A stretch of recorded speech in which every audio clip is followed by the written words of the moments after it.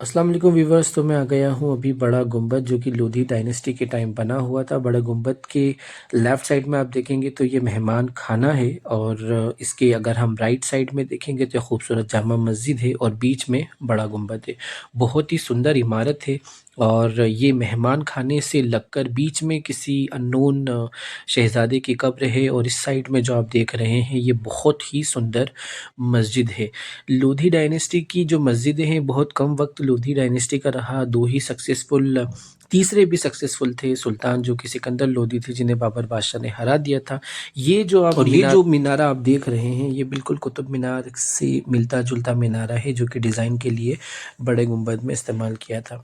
Lodhi dynasty में तीन ही सुल्तान रहे हैं, बहलोल लोधी, सिकंदर लोधी और इसी के साथ में इब्राहिम लोधी, जिनका जो मकबरा है वो पानीपत के अंदर है। और ये मस्जिद का डिज़ाइन देखें तो उसके बाद शेर शाह सूरी ने बिल्कुल लोधी डायनेस्टी की डिज़ाइनों का ही इस्तेमाल किया था।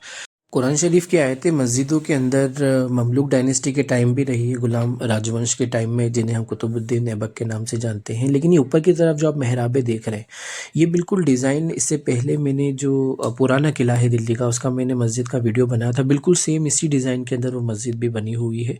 ये जो आइट साइड के जो डिज़ाइन है ये डिज़ाइन आपको सिर्फ लोधी डायनेस्टी के टाइम में जो भी मोन्यूमेंट्स बने हैं उनके अंदर इस तरह की डिज़ाइन है।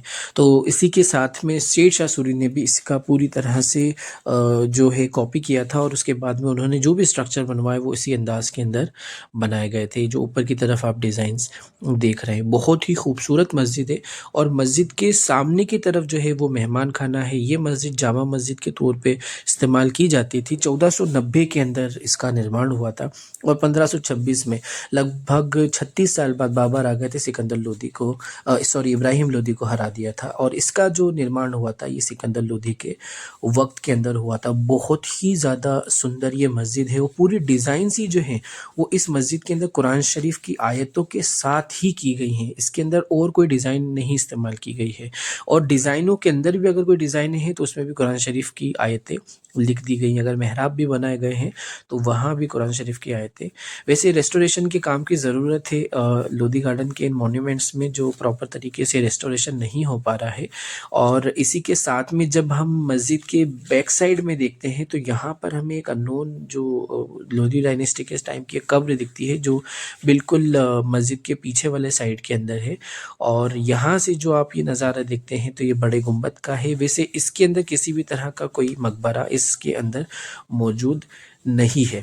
और यहीं से जब सामने की तरफ देखते हैं तो ये बहलोल लोधी का मकबरा है। माना जाता है कि ये जो मकबरा है इसके लिए एंट्रेंस बड़ा गुंबद है, जिसका मैं अभी फ़िलहाल वीडियो बना रहा हूँ और इसका एक मैंने अलग से वीडियो बनाया है बहलोल लोधी के मकबरे का, तो वो भी ज़रूर देखिएगा। और ये था मेहमान खाना और ये माना जाता है कि यहीं से बहलोल लोधी के मकबरे की तरफ जाया जाता है, तो इस वजह से इसका निर्माण किया गया था।